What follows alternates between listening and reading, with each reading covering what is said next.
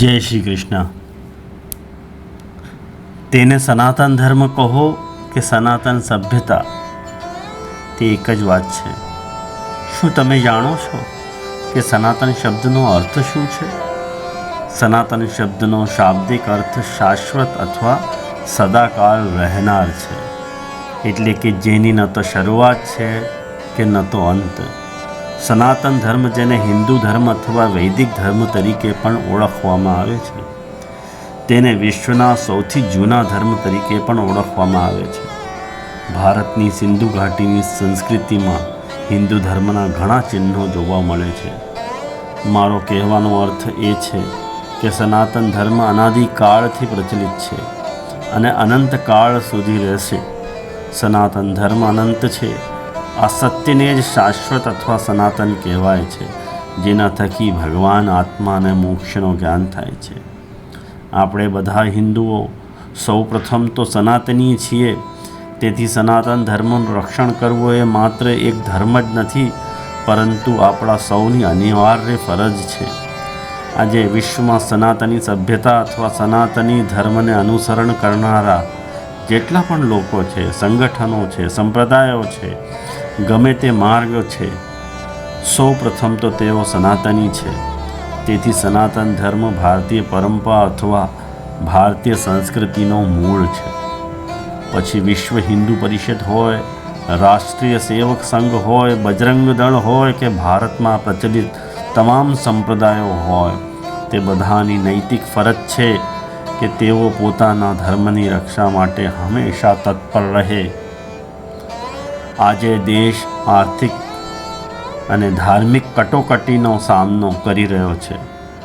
તેને દૂર કરવામાં ફક્ત આપણી ધાર્મિક કે સાંપ્રદાયિક એકતા જ મદદ કરી શકે છે. તેથી તત્ત અધિકારોની રક્ષા માટે પોતાના પ્રયત્નોની હદ સુધી લડવું એ માત્ર વ્યક્તિના સ્વાભિમાનનું રક્ષણ કરવાની બાબત નથી, પણ સનાતની ધર્મની પરંપરાઓનું પાલન કરતા તમામ સનાતની લોકો માટે સ્વ બચાવની બાબત છે.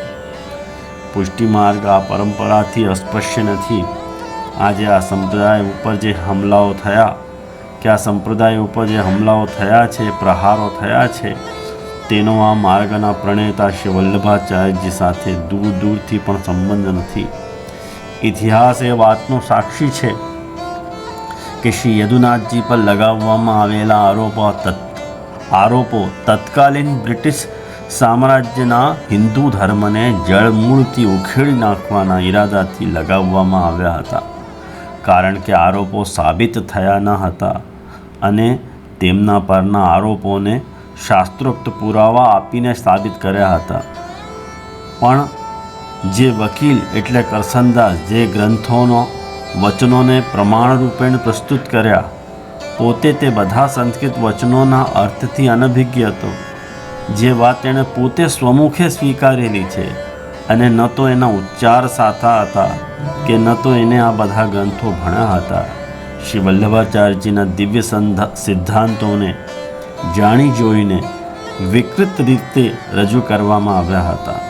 કારણ કે ઉદ્દેશ્ય માત્ર એક જ હતો, અને તે હતો ભારતના લોકોમાં વૈદિક સંસ્કૃતિનો નાશ કરવાનો અને તેમની પશ્ચિમી સંસ્કૃતિ તરફ આકર્ષિત કરવાનો. સંક્ષેપમાં કહું તો બ્રિટિશરોએ શ્રી યદુનાથજી મહારાજને શતરંજના મોહરા તરીકે ઉપયોગ કરીને પોતાની મહત્વાકાંક્ષાની ભેટ ચડાવી દીધી હતી.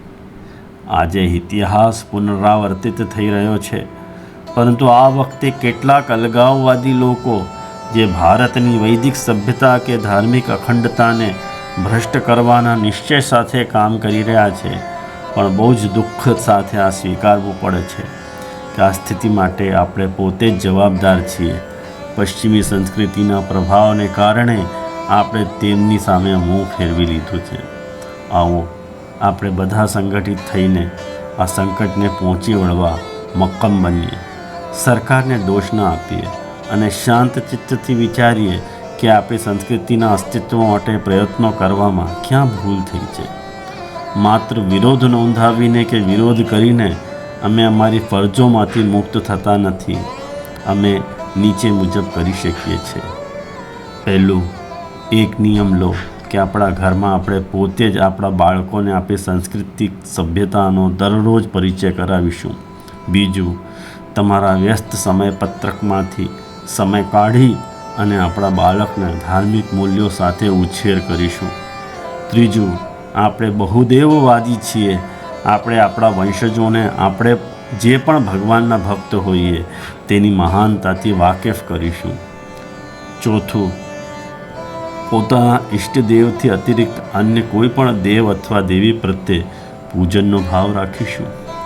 પાંચમું, આપણા ભારતીય ષોડશ સંસ્કારોના વિષયથી પોતાની ભાવિ પેઢીને પરિચય કરાવીશું. છઠ્ઠું, શ્રૌત સ્માર્ત વૈદિક સંસ્કારો પ્રતિ ઉપેક્ષાનો ભાવ નહીં રાખીએ. સાતમું, આ બધા કર્તવ્યોનું પાલન કરવું આપણું ધર્મ જ નથી, અપિતુ આજના યુગ અને સમયની તાતી જરૂરિયાત પણ છે. મને આ સમયે મુદ્રા રાક્ષસ નામક ગ્રંથના ચાણક્યના આ વચનો યાદ આવી રહ્યા છે, જે તમારી સાથે હું સાझा કરી રહ્યો છું. એ વચનો છે, યે યાતાહ કિમપી પ્રધાર્ય હૃદયે પૂર્વમ ગતા એવ તે યે તિષ્ઠન્તિ ભવન્તુ તેપી ગમને કામમ પ્રકામોદ્યમાઃ એકા કેવલમ અર્થ સાધન વિધો સેનાશતેભ્યોધિકા નંદોન મૂલન દ્રષ્ટવીર મહિમા માગાન મમ. જેમણે પહેલાં ભાગી જવાનું નક્કી કર્યું હતું તે તો ચાલ્યા જ ગયા છે.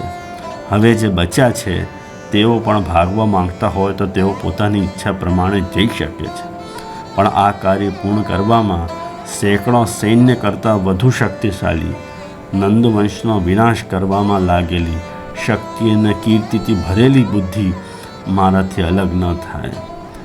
જે સંપ્રદાય અને સનાતન માટે જે લોકોને હૃદયમાં પ્રેમ બચ્યું હોય એ લોકોની બુદ્ધિનું બગાડ ન થાય એવી અભિલાષા સાથે અહીંયા મૂકું છું.